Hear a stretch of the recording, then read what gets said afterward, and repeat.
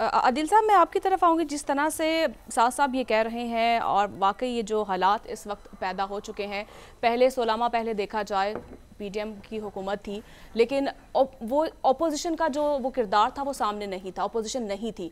लेकिन अब एक मजबूत ऑपोजिशन का सामना है शहबाज हुकूमत को। और क्या देख रहे हैं आपके शहबाज जरदारी मुफाहमती पॉलिसी जो है, कुछ मस्बत असरात आपको दिखाई दे रहे हैं? देखें, आप मजबूत अपोजिशन कह रहे हैं ना, मुझे ये एक मजबूत पार्लियामेंट लग रही है। ये सिर्फ मजबूत पार्लियामेंट नहीं लग रही, एक मजबूत हुकूमत भी नजर आ रही है। उसकी रीजन ये है कि पहले हम हुकूमत की बात कर लेते हैं। यानी एक हेल्दी पार्लियामेंट तो है ही है, जिसमें एक तगड़ी अपोजिशन होगी, जिसमें राजा रियाज जैसे अपोजिशन लीडर नहीं होंगे, जिसमें वन साइडेड कानून साजी नहीं हो रही होगी, जिसमें अपोजिशन इतना प्रेशर बना देगी कि कोई कानून साजी करते हुए जस्टिफाई करना पड़ेगा। लेकिन जो लोग ये समझ रहे हैं ना कि ये कोई एक बड़ी कमजोर हुकूमत बन गई है, इसने चलना नहीं है, इसने चंद महीने तक चलना है, उसके बाद पता नहीं क्या हो जाएगा, ऐसा बिल्कुल नहीं है। ये एक मजबूत हुकूमत, मैं इसलिए इसे कह रहा हूं, इसमें स्टेक होल्डर ज्यादा हैं। आप देखें कि ये हुकूमत जो है बुनियादी तौर पे दो जमातों की हुकूमत है। यानी ठीक है, इसमें और शराकतदार भी हैं, और ज्यादा शराकतदारों का मतलब ये है कि इसमें स्टेक्स लोगों के ज्यादा हैं। लेकिन पाकिस्तान पीपल्स पार्टी एक बड़ा स्टेक होल्डर इसका, जिसकी 2 सूबों में हुकूमत बन गई, जिसके 2 गवर्नर्स, जिसका चेयरमैन सेनेट, जिसका डिप्टी स्पीकर, और आगे जाके ये वजारतें भी ले लेंगे, वजारतें ना भी ले, और जिसका सदर। तो ऐसे में हम ये देखते हैं कि यानी इतने स्टेक्स के साथ वो हुकूमत, यानी नून लीग की हुकूमत अब पीपल्स पार्टी के बगैर नहीं चल सकती। और पीपल्स पार्टी के स्टेक्स इतने बढ़ चुके हैं, जो आईनी ओहदे उन्होंने ले लिए, अगर ये वजारतें नहीं भी लेते, और सूबों में जो इनकी हुकूमतें हैं, जमहूरियत को तो डिरेल करने की कोशिश की जा रही है। है। मैं एक जुमला कहूं आपकी इजाजत से हसन के पास जाने से पहले, क्योंकि हमारे भाई अदील राजा साहब की ये बड़ा कमाल है कि एक ऐसी चीज जो कमरे में किसी को नजर नहीं आ रही, वो उसको पंजाबी में कहते हैं कि ऊंटा जो पेड़ पे चांद लेने गाले। अदील वलायत साहब एक ऐसी चीज उनको नजर आ रही होती है कमरे में जो बाकी किसी को नहीं नजर आ रही। मैं अदील साहब एक जुमला आपकी इजाजत से कहना चाहता हूं, फिर बैक टू यू। ये 1985 के पॉलिटिकल प्रोजेक्ट की बेस्ट बेट है। हमें बताया गया कि जरदारी साहब, एक जरदारी सब पे भारी, जरदारी साहब जब सदर में होते हैं तो हुकूमत बिल्कुल ठीक चलती है, तो जरदारी साहब इंशाल्लाह सदर जा रहे हैं। हमें बताया गया कि शहबाज शरीफ साहब से अच्छा एडमिनिस्ट्रेटर कोई नहीं है, वो तो ऐसा कमाल काम करते हैं, अगर वो वज़ीर आज़म होंगे, वो पहले 16 महीने तो थोड़ी सी शायद कहानी ऊपर नीचे होगी, अब बिल्कुल ठीक चलेगा।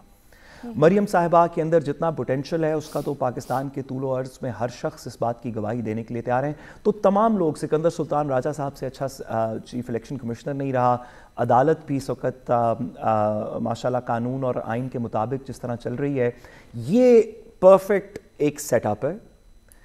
इससे पता चल जाएगा कि वो जमहूरी सिस्टम जिसको हमने 1985 से अपनाया हुआ है, जिसमें 2 ख़ानदान प्राइमरीली गवर्न करते हैं या उनकी पार्टीज गवर्न करती हैं, इस वक्त सब के स्टेक्स ऑन द टेबल हैं।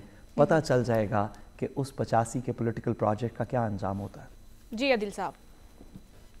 अच्छा देखें, मैं बात मुकम्मल करना चाहता हूं कि देखें, इसमें नून, मैं क्यों कह रहा हूं कि नून लीग की, यानी जिस हुकूमत की ड्राइविंग सीट पे एक मरतबा फिर नून लीग बैठी है, ये मजबूत होगी, यानी बैसाखियों के साथ बैठे हैं। लेकिन यही बैसाखियां सबसे बड़ी इंश्योरेंस है, यही इनके पास अक्सरियत ना होना इस हुकूमत के चलने की सबसे बड़ी इंश्योरेंस है।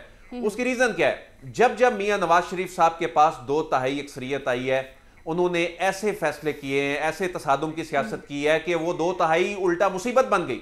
फिर उसके बाद उनके पास एक अच्छी, एक रीजनेबल सादा अक्सरियत आई, उसमें भी उन्होंने टकराव और ऐसे मुशीर और उनके कहने पर ऐसे फैसले कर डाले कि उनकी हुकूमत जो है वो हचकोले ही खाती रही। इस मर्तबा यानी एक तो शहबाज शरीफ साहब जो कि मफाहमत की सियासत पर यकीन रखने वाले हैं, और उनकी बातें नून लीग ने अब तस्लीम की हैं कि दुरुस्त साबित हुई, और उसका पॉलिटिकली ना सही लेकिन सिस्टम के अंदर वापस आने के हवाले से बहुत फायदा हुआ नून लीग को, उसकी उसने पॉलिटिकल कॉस्ट भी पे की। तो नून लीग को अंदाजा है कि माजी का तर्ज अमल अगर वो लेकर चलेगी, अगर वो ये समझेंगे कि हम ही सब कुछ हैं, तो वो उन्हें पता चल गया कि वो तो हम 2/3 अक्सरियत में भी कुछ नहीं कर सके थे। अभी यही इसकी सबसे बड़ी इंश्योरेंस है कि जो मॉडल बन चुका है। अच्छा, फिर पाकिस्तान तहरीक इंसाफ के तर्ज अमल में भी एक तब्दीली देखने को मिली। पाकिस्तान तहरीक इंसाफ देखें केपी में बड़ी स्टेक होल्डर है। पाकिस्तान तहरीक इंसाफ ईवान में एक तगड़ी अपोजिशन है और अपोजिशन का किरदार, यानी इन्होंने जब असम्बलियां छोड़ी थी और इन्होंने दुदकार दिया था, उस वक्त अवाम ने वोट दे के भेजा, इन्होंने कहा नहीं जी रिजाइन दे दें, हमने नहीं इन असम्बली में बैठना। अब उन्हें रियलाइज हो गया ऐसे नहीं चलेगा। अपोजिशन बेंचेस पे बैठना भी आईनी जो ये ओहदे हैं, जो उनकी तकर्रियां, उसमें अपोजिशन लीडर का बड़ा किरदार होता है। अपोजिशन की वॉइसेस देखें, जब खत्म हो गई थी, राजा रियाज जैसे लोग आकर बैठ गए थे, तो क्या हुआ था, एक खुला मैदान इन्होंने छोड़ दिया। बड़ा सियासी ब्लंडर था वो, इन्होंने फिर तस्लीम किया, इन्होंने असम्बलियां तोड़ दी। इनको समझाने पे भी इनको समझ नहीं आई। अब ये समझदार काफी हद तक हो गए हैं और ये अब देखें पंजाब के अंदर चीजें स्मूथ हो गई। क्या पंजाब में कोई शोर शराबा आपको नजर आ रहा है? यहां ईवान के अंदर इन सब ने हल्फ ले लिए ना। ये तो कह रहे हैं जी ये असम्बली ठीक नहीं, जाली असम्बली है, फॉर्म 47 फॉर्म 45, लेकिन हल्फ ले लिए ना। अब तो मसला रह गया कि वो मखसूस नशिस्तों का, उन्होंने 2-3 दिन मखसूस नशिस्तों पे भी शोर डाला।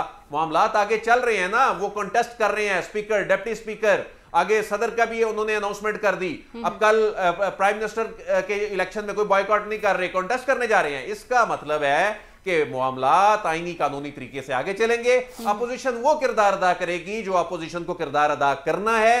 ये कोई खुशफहमी जेन में ना रखे कि जी ये पता नहीं कौन सी बैसाखियों की हुकूमत आगे चलेगा नहीं। अब आगे चीजें स्टेबिलिटी की तरफ जाएंगी क्योंकि इसमें स्टेक होल्डर्स बहुत ज्यादा हैं और ये स्टेक होल्डर्स का ज्यादा होना, इस अंदाज में हुकूमत बनना, ये इस चीज की गारंटी है कि ये हुकूमत, इस बात का इम्कान है कि शायद ये वो हुकूमत हो कि जो 5 बरस स्मूथली जो है वो पूरे करे। जी ठीक है आदिल, आप तो स्टेबिलिटी देख रहे हैं।